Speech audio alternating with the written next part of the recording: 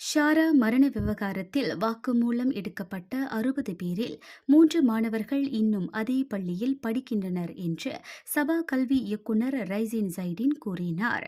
13 வயதான ஷாரா கைரீனா மகாதீரின் மரணம் பெரும் சர்ச்சையை ஏற்படுத்தியுள்ளது.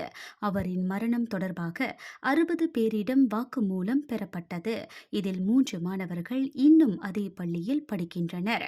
அம்மூன்று மாணவர்களில் யாரும் பள்ளியில் இருந்து நீக்கப்படவில்லை.